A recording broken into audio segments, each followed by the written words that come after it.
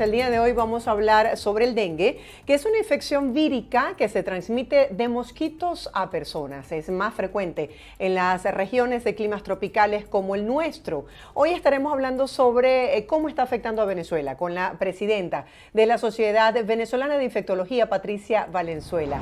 Muy buenos días, gracias por acompañarnos, bienvenida. Hola, buenos días. Muchísimas gracias por la invitación. Un saludo al equipo y a las personas que nos acompañan en este momento. Muchas gracias. Sí, decidimos abordar el día de hoy este tema porque la Organización Panamericana de la Salud ha emitido una alerta epidemiológica para el hemisferio sur sobre un posible mayor crecimiento de los casos de dengue. Sabemos que en Venezuela pues no existe esta data oficial, pero queríamos saber, según su experiencia en los hospitales, si ha habido un incremento de los casos de dengue en Venezuela. Bueno, ciertamente la Organización Panamericana de la Salud, un poco más atrás, desde finales de 2022, es decir, el último trimestre de 2022, viene haciendo reportes y señalamientos acerca del incremento de casos de dengue, zika y chikungunya. Efectivamente, pues llegó 2023, terminó siendo el año hasta la actualidad con más números de casos de dengue reportados, más de 4 millones de casos. Y ahorita, pues 2024, para la semana epidemiológica 21, ya en América se iban un poco más de 7 millones de casos. Entonces, bueno, Venezuela no está aislada, Venezuela está pues rodeada, además de Brasil, haciendo frontera con Brasil al sur, donde es el que más casos ha reportado de dengue, y Colombia también está dentro de esos países que ha reportado más casos de dengue. Los datos oficiales de Venezuela están reflejados en la página de la Organización Panamericana de la Salud, en una plataforma de información y de reporte de salud, PLISA, y corresponden a los datos de la semana epidemiológica 21 de 2023, es decir, más o menos mayo de 2023, y ya para ese momento habían un poco más de 4.800 casos, que era bastante cuando se comparaban con el mismo periodo en 2022. En la actualidad no tenemos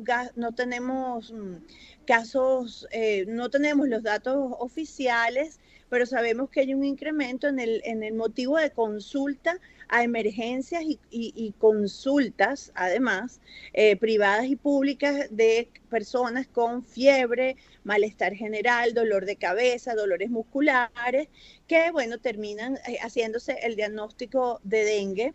Y bueno, estamos entrando, Venezuela está empezando su temporada de lluvias adicionalmente, que esto favorece los criaderos y el aumento de la población del vector que transmite dengue, zika y chikungunya, que es el Aedes aegypti. Tomando en cuenta, Patricia, que Brasil es uno de los países que lidera este repunte de casos de dengue en América Latina, ¿cuáles son los estados en Venezuela donde se han visto más casos de dengue? Supongo que serían los fronterizos, ¿no? Sí, bueno, de estos datos que te comenté de la Ujú. semana epidemiológica 21 de 2023, bueno, el estado Bolívar era el primero que más casos había reportado de dengue. Luego estaba Yaracuy, estaba el Zulia, estaba Apure, Barinas, o sea, eran estos estados, principalmente los que estaban como en los primeros 5 puestos de los estados con más reportes de casos de dengue. No sabemos si esto varió, pero como tú comentas, lo que se espera es que pues al sur del país sea el predominio de aumento de casos por la frontera con Brasil, y también hacia Zulia, hacia el Zulia, porque está en frontera pues con Colombia, y Colombia es como el cuarto, quinto país de Sudamérica, de América Latina, con un gran número de casos de dengue reportados. Recientemente la Universidad Internacional de Florida compartía que una de las causas de este repunte de dengue estaba relacionada con el cambio climático y también hablaba de un brote de arbovirus. ¿Pudiésemos hablar acerca de estas enfermedades? Bueno, fíjate, arbovirus son aquellas enfermedades que son transmitidas por un vector, Y ahí pues incluimos el virus del dengue, virus de Zika y virus de chikungunya. Son como las principales arbovirosis. Sí está descrito que el cambio climático está favoreciendo el ciclo, por ejemplo, el aumento de la temperatura que se vivió en 2023 y se mantiene hasta la actualidad en el mundo, ha favorecido el ciclo reproductivo de la Aedes aegypti. Entonces el ciclo es como un poco más rápido, más eficiente, y eso contribuye definitivamente a aumentar la cantidad de formas adultas del mosquito patas blancas, que es como se conoce coloquialmente hablando, de la Aedes aegypti. Entonces, esto pues definitivamente ha contribuido a que aumente aumente el número del vector, pero también esta temperatura, este aumento de temperatura ha hecho que el Aedes aegypti aparezca en países o en fronteras donde no estaba presente, o que aumente el número de la cantidad de Aedes aegypti. Entonces, por ejemplo, el año pasado inclusive se reportaron casos en Italia de dengue, ¿verdad? Y era algo inusual. Y en América Latina, Argentina, por ejemplo, nunca había tenido un reporte de casos tan altos como ahorita en 2024, desde finales de 2023 a 2024. Y es por eso, porque ese cambio, bueno, uno de los factores que influye es ese aumento de la temperatura que favorece el desarrollo de la Aedes aegypti. Sí, para nuestra audiencia, doctora, ¿cuáles son los síntomas del dengue y en qué casos pudiese comprometer la vida? Bueno, importante, yo trato de recordarlo siempre. Desde 2016 la Organización Mundial de la Salud modificó la clasificación del dengue. Ya no hablamos de dengue clásico y dengue hemorrágico. Ahora hablamos de dengue con signos de alarma y dengue grave. El dengue, bueno, es fiebre alta, dolor de cabeza, malestar general, dolor en el cuerpo, en los músculos, en las articulaciones o las coyunturas, como se conoce coloquialmente hablando, y a veces, en algunos pocos casos, puede haber dolor de garganta e incluso puede haber evacuaciones líquidas que se autolimitan rápidamente. Los signos de alarma, que es hacia donde se enfoca principalmente la estrategia de la OPS, para identificarlos rápidamente y evitar que continúe o evolucione a dengue grave, es dolor abdominal, ese dolor de cabeza intenso que no mejora con nada y que puede causar somnolencia, mareos o deterioro neurológico en la persona. El sangrado, por supuesto, lo primero que sangra cuando las plaquetas bajan son las encías después del cepillado, y las paredes de la vejiga también sangran con facilidad cuando las plaquetas han disminuido, entonces se puede ver la orina rosada o con hilitos de sangre. La intolerancia a la vía oral también es un signo de alarma, bien sea por una inapetencia extrema, la persona no está tan débil que no puede comer ni tomar líquido, o por náuseas y vómitos. Entonces no come porque siente náuseas, o no come porque vomita.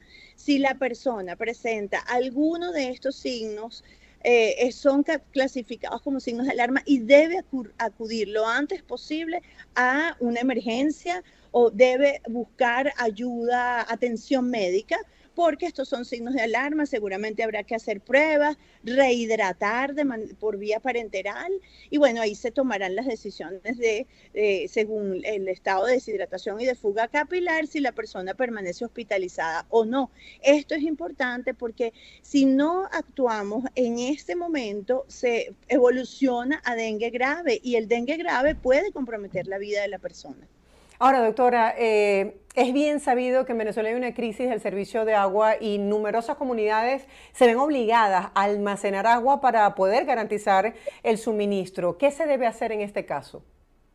Bueno, la recomendación desde la Sociedad Venezolana de Infectología: ya aprendimos cómo potabilizar el agua, ¿verdad? Hervirla, filtrarla y, por supuesto, agregar las gotas de cloro que correspondan según el envase y la concentración de cloro que estemos usando, sin olor y sin jabón. Pero ahora corresponde, bueno, el envase de plástico de color claro, de boca ancha, con tapa. Si usted hizo todo esto Por ejemplo, hoy martes, mañana miércoles, más o menos a la misma hora, usted tiene que destapar el agua y moverla, porque el agua en movimiento impide que se formen los criaderos, ¿ok? Incluso en el agua limpia se pueden formar criaderos de Aedes aegypti y por eso la importancia de que esté tapada. Evitar, por supuesto, los acúmulos de agua. La tapa del inodoro debe estar abajo, las superficies de la cocina, las superficies de los baños, regaderas, duchas, deben estar secos porque en la mínima cantidad de agua que está estancada se puede desarrollar un criadero de Aedes aegypti. Y por supuesto los jarrones de flores o no los tiene o los cambia diariamente para que no se formen los criaderos.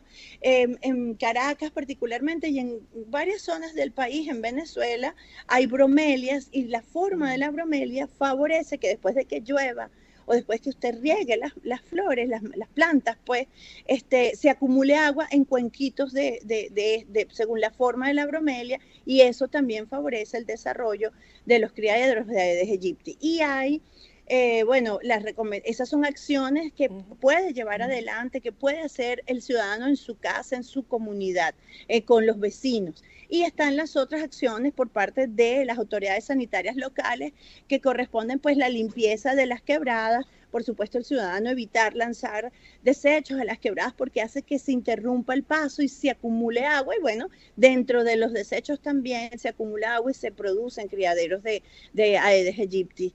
Los contenedores de basura, que tengan su tapa, que se recoja la basura con la frecuencia que corresponda para que no se desborde el contenedor de basura, porque, bueno, se acumula líquido entre el desecho, entre los desechos y se favorecen los criaderos. Y la fumigación que te elimina la forma adulta del mosquito. Eso se está haciendo, doctora, esa campaña de fumigación, campaña informativa para que la gente esté al tanto de lo que ocurre. Bueno, poco se está haciendo, sabemos que, quizás más puntualmente entre las comunidades, las asociaciones de vecinos, desde la Sociedad Venezolana de Infectología, hemos insistido mucho en explicarle al ciudadano cómo apoyar las acciones para eliminar y evitar la formación de criaderos. Pero bueno, la fumigación va más allá y corresponde a las autoridades sanitarias porque la fumigación te elimina la forma adulta de la hembra de Aedes aegypti, que es la que transmite el virus del dengue, pero entonces cortas con la fumigación la cadena de transmisión.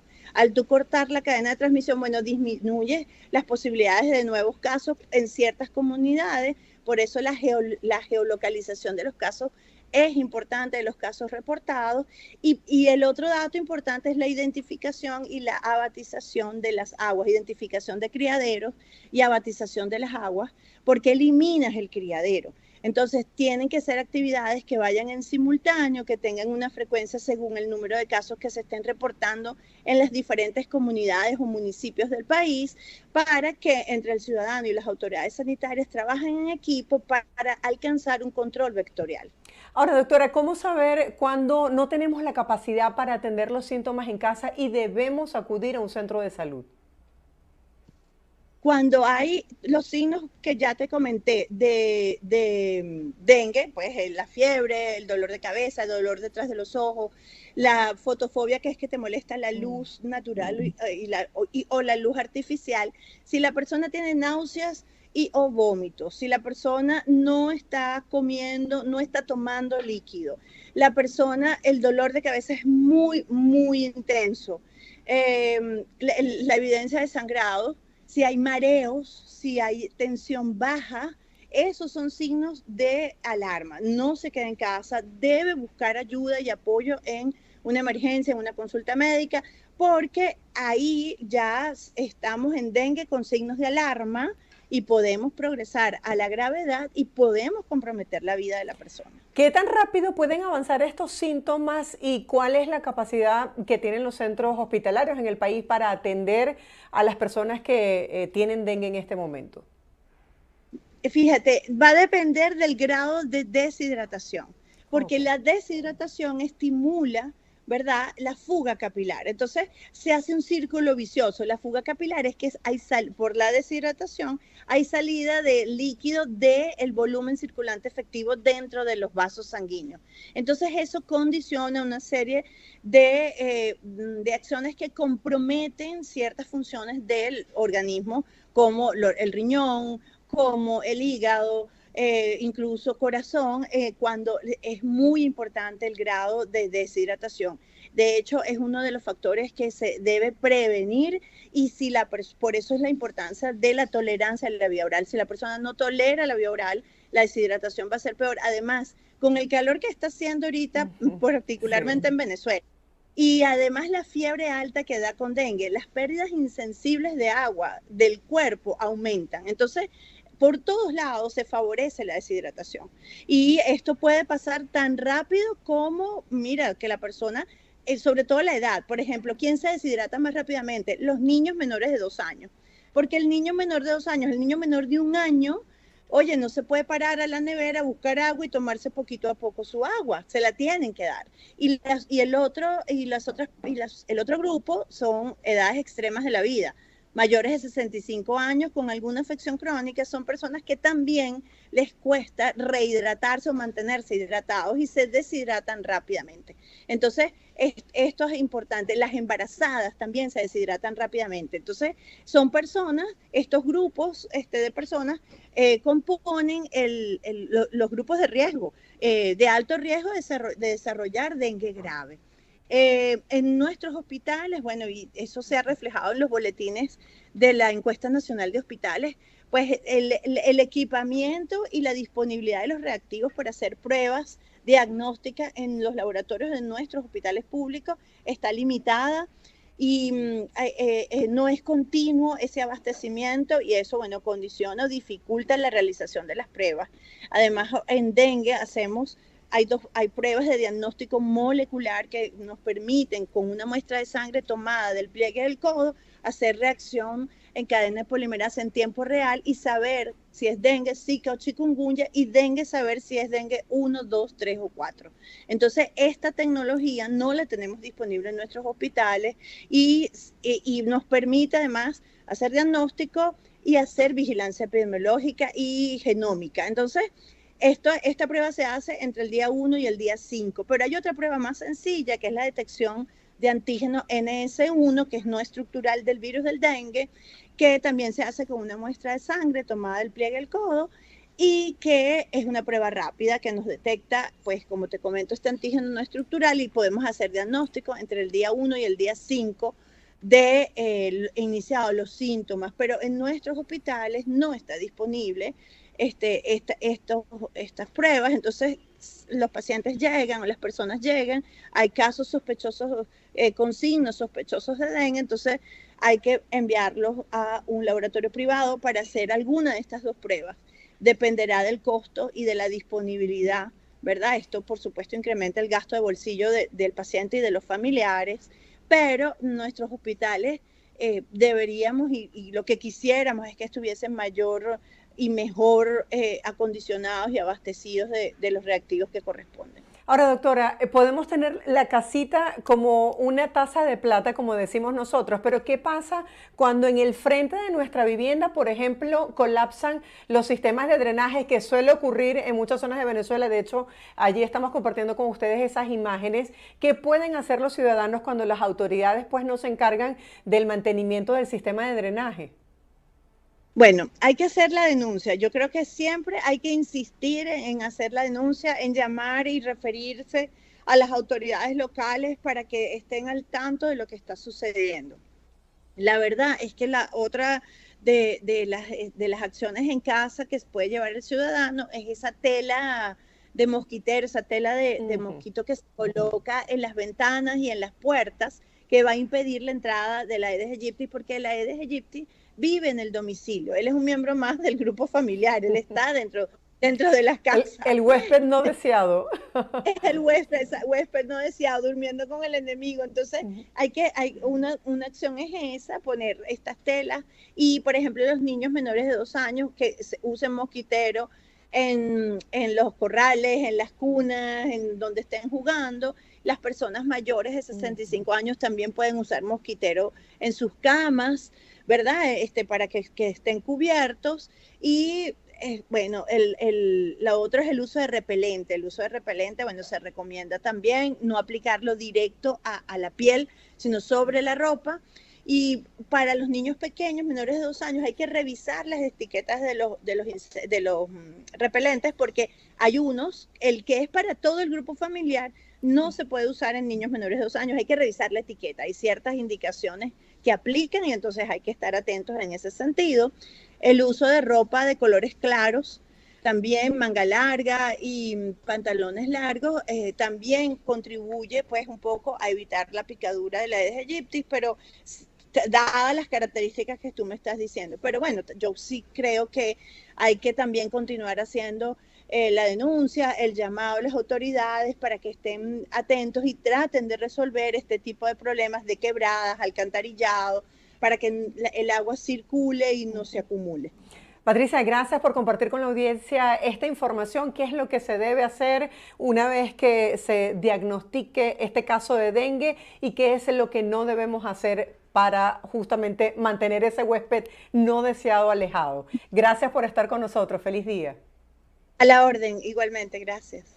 Hoy estábamos conversando con Patricia Valenzuela. Ella es presidenta de la Sociedad Venezolana de Infectología, quien nos puso al día sobre estos casos que se están manejando en Venezuela, dengue en varias zonas que han sido reportadas ya en nuestro país.